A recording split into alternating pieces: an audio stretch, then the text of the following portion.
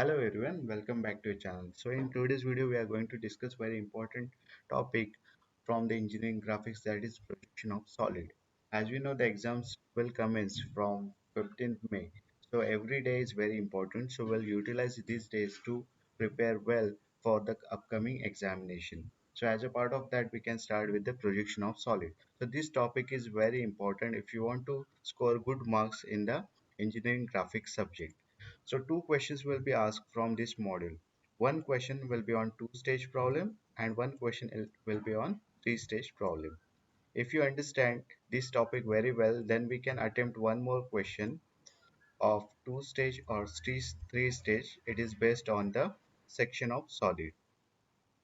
So if you have better understanding of this topic, you will able to solve the section of solid topics easily. So that's why this topic is very important. And if you count around 6, 9 to 15 marks, again 9 to 10 marks or even 15 marks question will be asked from this topic. So around 24 to 30 marks question will be based on from this topic.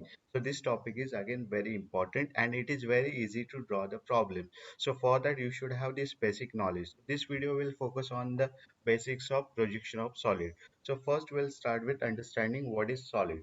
So solid has a definite shape. Suppose if I have a rectangle like this. So this is called as a 2D object. Solid is a 3D object. So it has this width and the height. Okay, or we can call this as a length and the height. But if this object has this thickness, then it is called as a 3D object. Suppose you are holding a circle, it does not have the thickness, and you are holding a basketball. So both the objects have the same shape, but they are different in nature because one is 2D, circle is 2D shape, and basketball is a 3D shape. So I hope you understand this concept. The next point is classification of the solids. Solid get classified into two types. First one called as a polyhedron.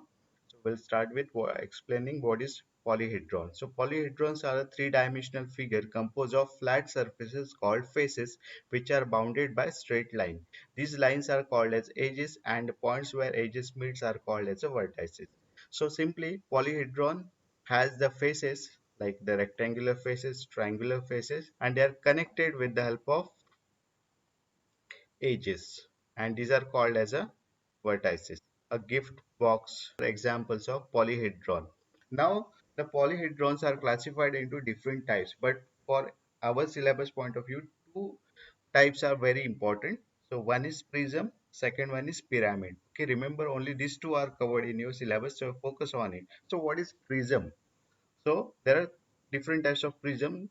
So out of that, the first prism is called as a triangular prism. See, this is the base and this is the top of the prism. The second type is called as a square prism. So this is a square prism, bottom is square and top is square.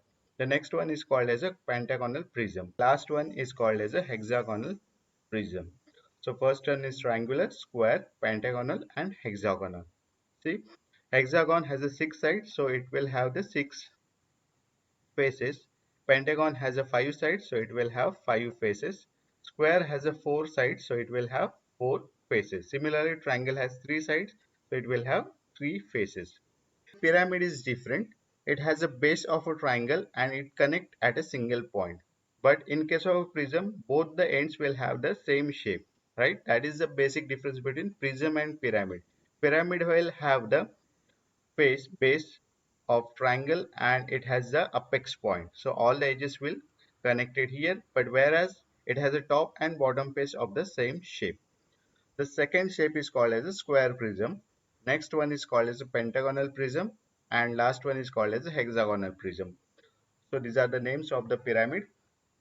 So similar to the prism, triangular side has a three sides, that's why it has a three faces. Square has a four sides, so four faces, and pentagon has a five sides, so five faces, and hexagon has a six sides, so six faces. So these are, knowing this thing is very important.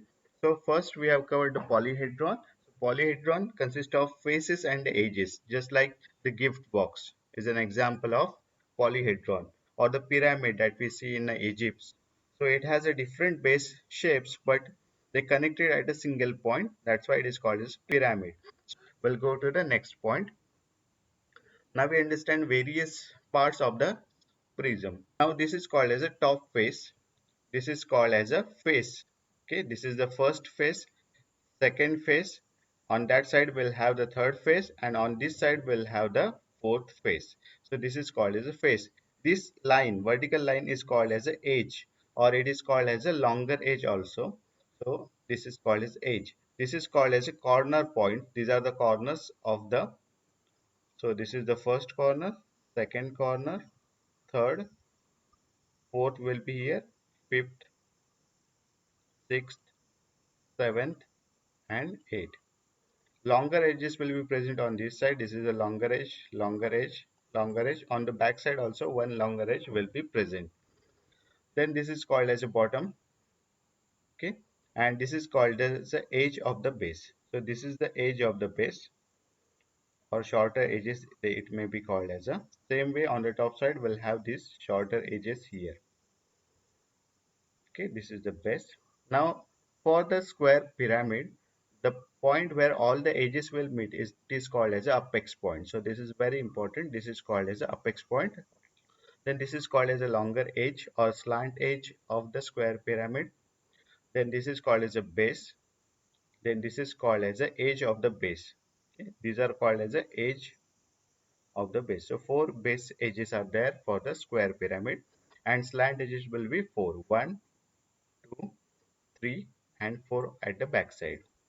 Then this is called as a corner of the base. So first corner, second, third, and fourth. Don't call this as a corner because it is a apex point. Then this is called as a triangular face. So this is a triangular face, second, 3, and 4. Now the second part or second classification of the solid is solid of revolution. Suppose same rectangular shape is present over here, and it rotated about this axis by 360-degree. The object that it formed is called as a solid of revolution, right? So by definition we can say that solid of revolution are the three-dimensional figures formed by rotating a two-dimensional shape like the rectangle that we have discussed around a straight line called axis of revolution. So basically there are two types which are very important considering our subject. The first one is called cylinder, and second one is called as a cone. As you can see, cylinder looks like this, just like our bottle, and the cone is like ice cream cone that we use to eat the ice cream. So cylinder and a cone. Now it does not have the faces or the edges. So instead of that, it has these lines. These are called as generators. Generators are the imaginary line generating curved surface of cylinder and cone. This is called as the apex of the cone that we observed. This is the base. This is also called as the base of the cylinder. Now we'll understand various locations of the solid with respect to HP and VP plane. So this is the HP plane, and this is called as a vertical plane, and this is the XY line. Now this object, or specifically we can call it as a square prism, is resting on the HP. Okay, this is the HP and it is resting on the HP. So this line is represented by the XY line. The same XY line is drawn over here because this 3D object will convert it into 2D objects. So conversion of that is very important, and this will be your first stage in the problem. So if you make any mistake in this first step, so that will going to make your answer solution incorrect. So that's why uh, your first step should be right. Okay, so for that we understand the first case, solid resting on the HP. Now this square prism is resting on the HP. So when we see from the front side, we are not able to see the exact shape. So the square is not visible from the front view. We can see this side, rectangular side from the front view. So when we see from the top view, this square prism is visible. First start with the true shape of the object. If they have mentioned it is a square pyramid or square prism, you should start with the square side. So square side is visible from the top view. So we'll start with the top view first. So draw this square on the top view. So you can keep any distance from here to here. If it is not mentioned, you can keep 1 or 2 centimeter distance here, and then draw the square. And start with this corner, left topmost corner. So this is the first point here. So we called it as point 1. This is the second point here, called it to go anti-clockwise. So next point is here, so call this as point 3, and next point is here, called it as point 4. So in this way, start with the left side and go in the anti-clockwise direction. So 1, 2, 3, 4. These are the 4 corners present on the HP. Now project these points in the upward direction to draw the front view. This is the top view. We'll draw the front view. So project the points over here. So project the point. Then what is what is the length of the axis? If it is given, you can draw the axis there. So draw the axis with that specific length. If it is mentioned 60 mm, draw a rectangle, because rectangle is visible from the front side. So rectangle will start here, and remember this is resting on the HP. So when you see this object from this side, this line will there on this XY line. That's why you should start this drawing this object from the XY line itself. Okay, and see, when you see from the top side, there is some distance from VP and the object. That's why this distance is kept over here. But when we see from the front side, this side will align with this XY line. That's why it should be drawn from this point. So first point, we should remember that when the solid rests on the HP, we should draw the top view first. See, this point is formed by this line or by this edge. So it has point 1 and 2. So for the front view, we'll use the notation 1 dash, 2 dash, 3 dash, 4 dash. And for the top view, we'll use the notation 1, 2, 3, 4. Okay. Now this point will represent both the points 1 and 2. That's why it should be 1 dash 2 dash. Same way, this point will represent 1 dash 2 dash. So 1 dash 2 dash should be written here. So this point is 3 and 4. So this is 3 dash 4 dash, and this point also 3 dash 4 dash. As we see from here, this may be point 1 and 2. So both point will come on this XY line as a single point. That's why it is represented by 1 dash 2 dash. Okay, this point should be 3 and 4. So when it align with this line, so only one point is visible instead of two. That's why it is written 3 dash 4 dash. Okay, in this way we should draw the object. The second point is solid resting on the VP. So first we draw the HP plane, then the VP plane. Now the solid is resting on the VP. That's why object will look like this. So as it is resting on the VP, we will observe, we'll first draw the XY line and observe this object from the top side. When we see it from the top side, it will look like this, a rectangle and a line, right? So this is first rectangle, this is the second rectangle, and we can see these two rectangles like this. And when we see from the front side, we will observe this square shape of the object. So that's why we should start with the front side only, because as we have discussed, the first step should be drawing the true shape of the object. Now this is a square pyramid, so we should start by drawing the square first. So in the front view, we'll observe this square just like this. Now start from the left side. So leftmost point is this much, this one. So start with this point, and we are in the front view, so we use the notation 1 dash, 2 dash, 3 dash, 4 dash. So this is 1 dash point, go anti-clockwise, 2 dash, 3 dash, 4 dash. Now project all the points in the downward direction. So in this way, draw the projection, then identify the axis length. So this is the axis length, and then as we have discussed, see, when we see from the front side, some distance is available between the object and the XY line. So that's why it is drawn at some distance from the XY line. If it is not mentioned, you can keep 1 or 2 centimeter as per your choice. Then when we see from the top side, this edge will align with XY line. So it should start from the XY line. Most of the students make this mistake while drawing this object. So why this space is kept? Because the distance is clearly visible between the object and the XY line from the front view. But when we see from the top side, this get aligned with this XY line because it is kept on the VP. So you should start drawing the object from this XY line. You should not make this mistake. Now go to the naming. Now this is point 1 dash. Draw this line also. This edge will be also visible from the top view. That's why this line should be there. So this point is 1. this point will be 1. Now this point, it consists of 2 points, 2 and 4. So this point should be 2, 4. This point should be 2, 4. Then this is point 3. So this point is 3. This point is also 3. So in this way, we can give the notation for the given object. So trick number 1 should be, so when we see any kind of words in the question, just like solid rest on the HP, solid rest on the VP. So you don't need to think anymore. Just you have to draw the top view. When it is resting on the HP, start with the top view. So if it is a square pyramid, the square shape is visible in the top view. If it is a pentagon, pentagon is visible in the top view. So start by drawing the pentagon in the top view.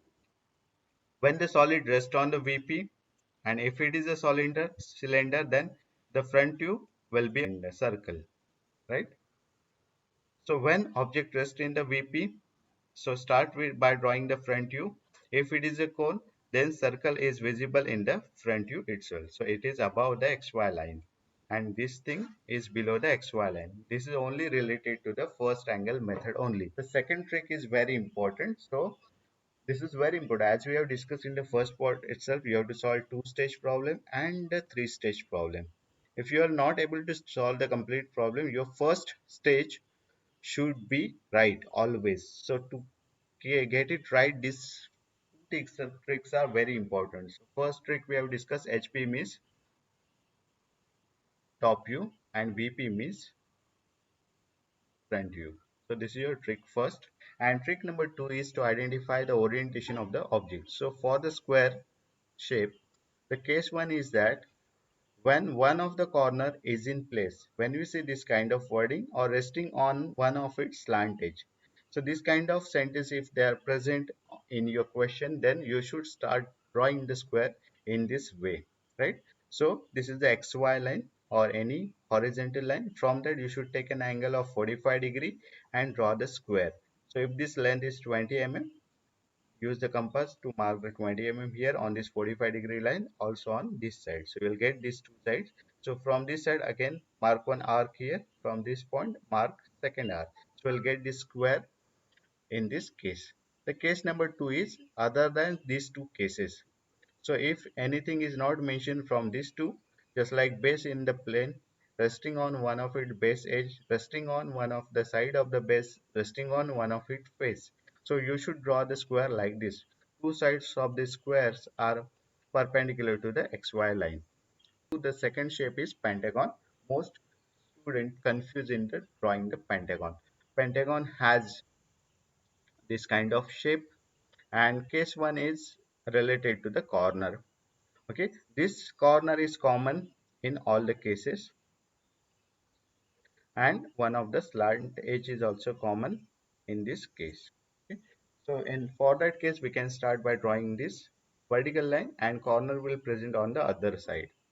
And for the case number 2, lying on one of its triangular face on one of its plane, we'll draw the second type of pentagon where the corner is present on the left side, and for the corner will be present on the right side itself. Okay, so this is about a pentagon.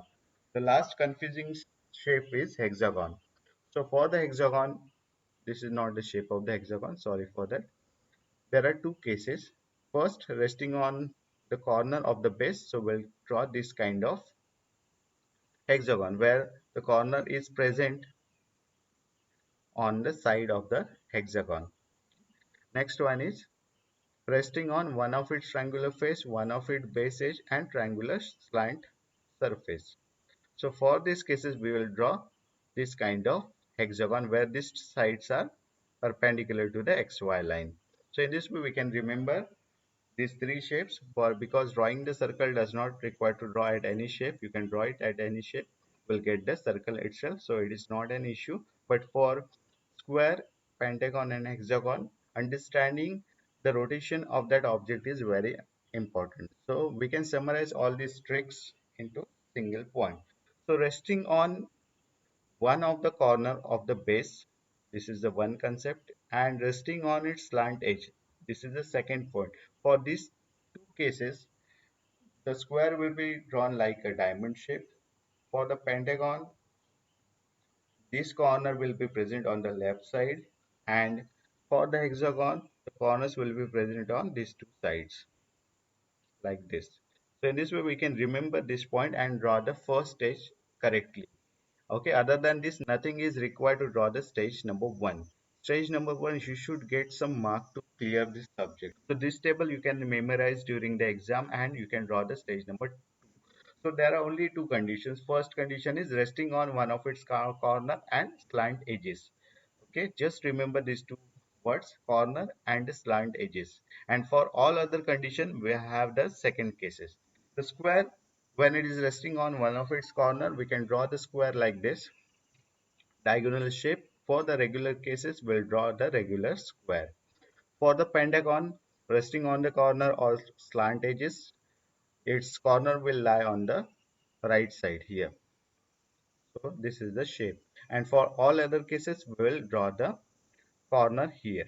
We'll start by drawing the corner, but in this case, we can draw by drawing the edges. For the hexagon, resting on one of its corner, the corner should be present over here, just like the square. See,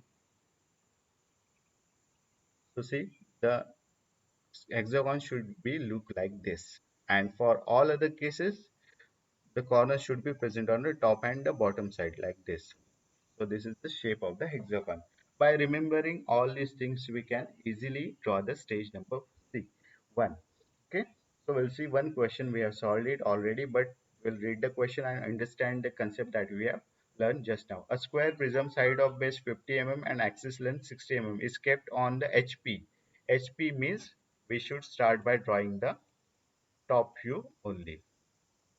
So the square shape is visible in the top view on the side of base. It means they have not discussed about the corner, they have not discussed about the slant edge.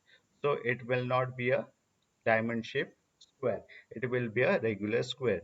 Simply you have to draw the square in the top view, and starting from the XY line we will draw the rectangle in the front view. This is how we can draw the first stage. So it is very simple. Just implement the table given in this in front of you. You can take the screenshot of it and you can paste it in your room, or you can simply draw it, and we can have the clear picture about the this question. Remember friends, every day is very important considering the exam. Few of you may have the backlogs of the same one subject, so don't waste your time. Utilize it to study it very well and prepare for the exam. If you have any doubt, you can mention in the comment box. I hope you like this video. If you find this video helpful, you can share it, like it, and subscribe to our channel. Thank you very much.